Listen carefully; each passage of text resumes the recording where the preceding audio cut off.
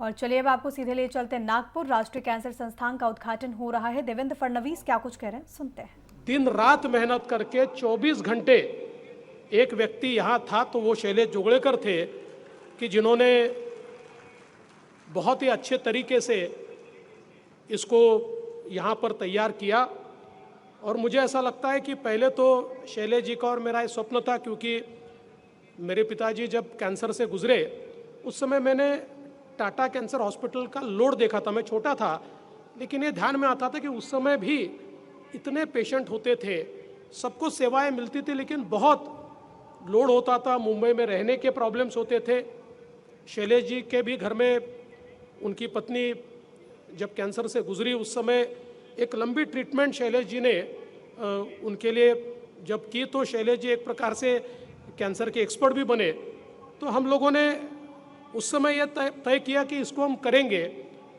और मुझे आज याद आती है हमारे विलास जी फडणवीस की। राष्ट्रीय स्वयंसेवक संघ में एक प्रकार से हमारे मार्गदर्शक विलास जी थे, और विलास जी ने इसमें प्रेरणा दी। और ये जो सारी टीम हमको दिखाई पड़ती है, ये सारी टीम उस समय विलास जी के तत्वावधान में तैयार हुई। और मुझे ऐसा लगता है कि उसके बाद जो हम दोनों का सपना था वो एक टीम का सपना बना, और इस टीम ने बहुत अच्छा काम किया। और इसका भी उल्लेख मैं करना चाहता हूँ कि परम पूजनीय डॉक्टर मोहन जी, इन्होंने हर स्तर पर हमको मार्गदर्शन किया, और अलग अलग समय यहाँ पर भेंट देकर कितना कार्य हुआ है ये भी उन्होंने उसकी जानकारी भी ली, उसका मार्गदर्शन भी हमको किया। आदरणीय भैया जी ने हमको मार्गदर्शन किया। और विशेष रूप से पसंद आएगा नहीं, लेकिन फिर भी मैं उल्लेख करना चाहूँगा हमारे सुनील जी देशपांडे का, कि जिन्होंने हमें इस सारे काम में बहुत अच्छा मार्गदर्शन किया। और मैं ऐसा मानता हूँ कि ये केवल संघ की प्रेरणा थी कि जिसके कारण हम सब लोग मिलकर इसको तैयार कर पाए। और आज एक बहुत अच्छा हॉस्पिटल तैयार हुआ है। पहले दिन से हम लोगों ने तय किया था कि हॉस्पिटल तो स्टेट ऑफ आर्ट ही बनेगा, लेकिन इसमें भाव ये होगा कि गरीबों की सेवा होनी चाहिए। इसलिए आज आप देख सकते हैं, जनरल वार्ड हो या स्पेशल वार्ड हो, सब जगह सुविधाएं सरीकी है। ट्रीटमेंट प्रोटोकॉल कोई उसमें बदलाव नहीं है। मेडिसिन्स जो यूज़ होते हैं कोई बदलाव नहीं है। डॉक्टर्स की टीम उसमें कोई बदलाव नहीं है। जो गरीब से गरीब आदमी को है और जो एक सधन व्यक्ति को है, इसमें कोई फर्क इस हॉस्पिटल में आपको दिखाई नहीं देगा। और ये सारी चीज़ें करते हुए हमने ये प्रयास किया कि चूँकि कैंसर एक लंबी बीमारी होती है, इसमें खर्चा भी बहुत ज़्यादा आता है, एक परिवार पर इसका असर होता है। इसलिए हम लोग इस ट्रीटमेंट को एफोर्डेबल कैसे कर पाए। कई बार जो गरीब लोग होते हैं उनको हम लोग जो सेवाएं हैं निःशुल्क भी देते हैं।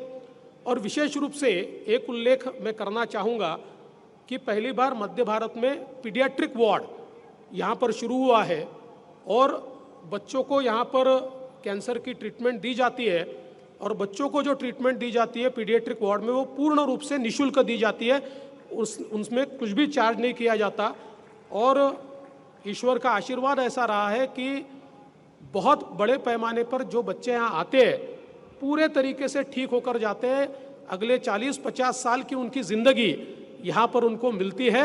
और हमने ये देखा है कि प्रायः यहाँ आने वाले सारे बच्चे ये ठीक होकर जाते हैं।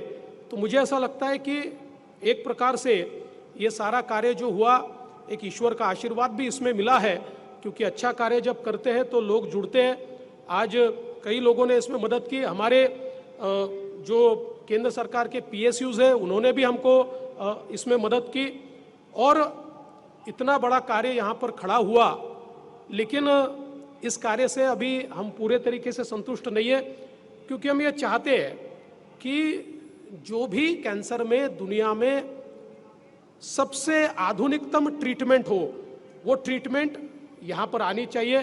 अभी हम लोग प्रयास कर रहे हैं, प्रोटॉन बीम की ट्रीटमेंट हम लोग यहाँ लाना चाहते हैं, कार्बन आयन की ट्रीटमेंट जो शायद पूरे वर्ल्ड में 10 या 12 जगह है, उसको भी हम लोग यहाँ पर लाने वाले हैं, उसकी भी हम लोग तैयारी कर रहे हैं।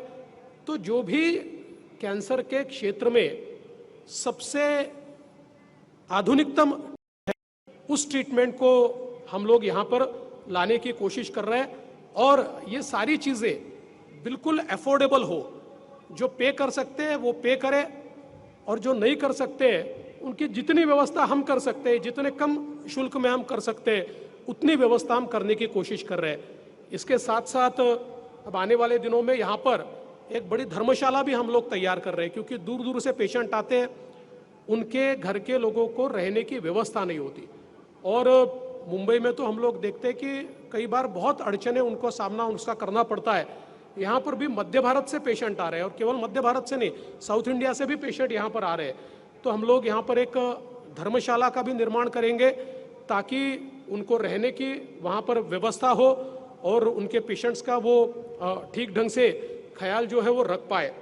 इसके साथ साथ 2 और सेंटर हम लोग यहाँ पर खोलना चाहते हैं, विशेष रूप से चूँकि यहाँ पर अभी बीएमटी का भी काम अगले 3 महीने में शुरू होगा, और बीएमटी के साथ साथ जो ब्लड रिलेटेड डिसीजेस है उसमें विशेषतः विदर्भ में थैलेसेमिया और सिकल सेल, ये 2 जो बीमारियां हैं ये बहुत बड़े पैमाने पर हमको दिखाई पड़ती है, और इसमें भी बहुत लंबी ट्रीटमेंट है, और काफ़ी गरीब लोगों को इसका सामना करना पड़ता है। सरकार की ओर से भी हमारे मुख्यमंत्री जी के नेतृत्व में हम कुछ फैसिलिटीज़ खड़ी कर रहे हैं, लेकिन उसके साथ साथ यहाँ पर भी हम लोग थैलेसेमिया और सिकल सेल के सेंटर्स आने वाले दिनों में शुरू करना चाहते हैं, ताकि उसका रिसर्च भी हो और उसकी ट्रीटमेंट भी यहाँ पर हो। उसकी भी शुरुआत हम लोग निश्चित रूप से जल्दी ही करेंगे। विशेष रूप से हमारे डॉक्टर आनंद पाठक जी, इनका हमेशा ये कहना होता है कि आपने इसका नाम रिसर्च इंस्टीट्यूट रखा है तो इसमें रिसर्च होना ही चाहिए, और हम लोग भी ये मानते हैं कि अनुसंधान के सिवा हम लोग नए ट्रीटमेंट प्रोटोकॉल तैयार नहीं कर सकते। इसलिए बहुत ही डेडिकेटेड इस प्रकार की यहाँ पर ये सारी अनुसंधान की फैसिलिटी हम लोग निश्चित प्रकार से तैयार कर रहे हैं, कि जिसमें बड़े पैमाने पर जो इस फील्ड के लोग हैं वो सारे लोग यहाँ आकर अनुसंधान कर पाए और नए नए प्रोटोकॉल तैयार कर पाए, नए नए ट्रीटमेंट्स हम लोग लोगों को दे पाए। और उसके लिए हम लोग जो भी एक हमारे सारे कैश फ्लो में जो भी हम डेडिकेटेड एक उसका हिस्सा उसके लिए रखना चाहते हैं। वैसे भी ये कोई प्रॉफिट अर्न करने के लिए तो तैयार नहीं हुआ है, सेवा करने के लिए तैयार हुआ है, इसलिए कभी उसकी चिंता तो की नहीं है। लेकिन जब तक डेडिकेशन के साथ अनुसंधान नहीं होता तब तक मुझे ऐसा लगता है कि ये सारा कार्य हम लोग निष्पादित नहीं कर पाएंगे।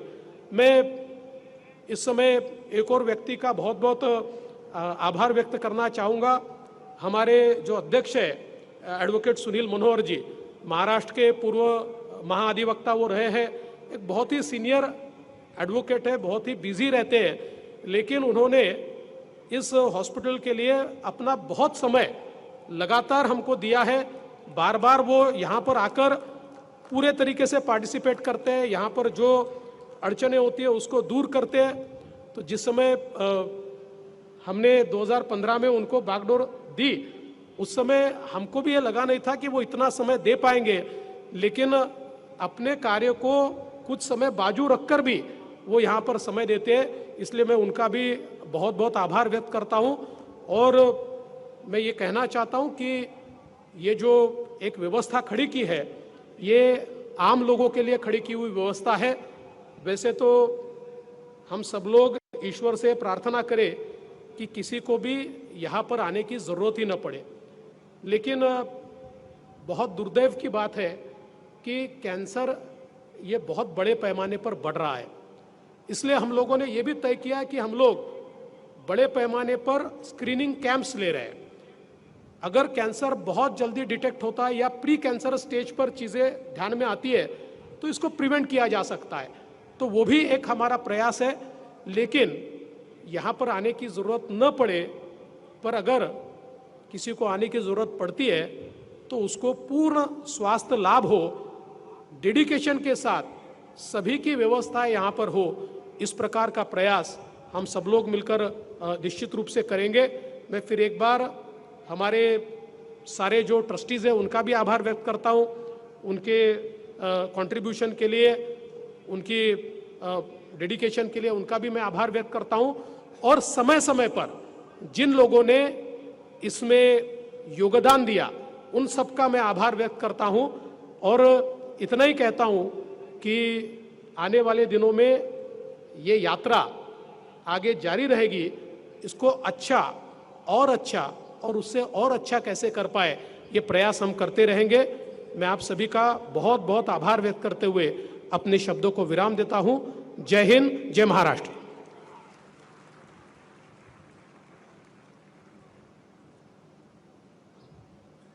धन्यवाद देवेंद्र जी। नागपुर में कल रात ही देवेंद्र जी के साथ में हम लोग चर्चा कर रहे थे, तब चर्चा में उन्होंने ऐसा कहा कि इतना बड़ा हॉस्पिटल हम लोगों ने खड़ा तो किया है, लेकिन जब तक नितिन जी की तरफ से सर्टिफिकेट नहीं मिलेगा कि ये काम अच्छा हुआ है, तब तक वो उसको सही माना नहीं जा सकता। मैं हमारे लाडले नितिन गडकरी जी, इनसे विनंती करता हूं कि कृपया इस समय हमें मार्गदर्शन करें।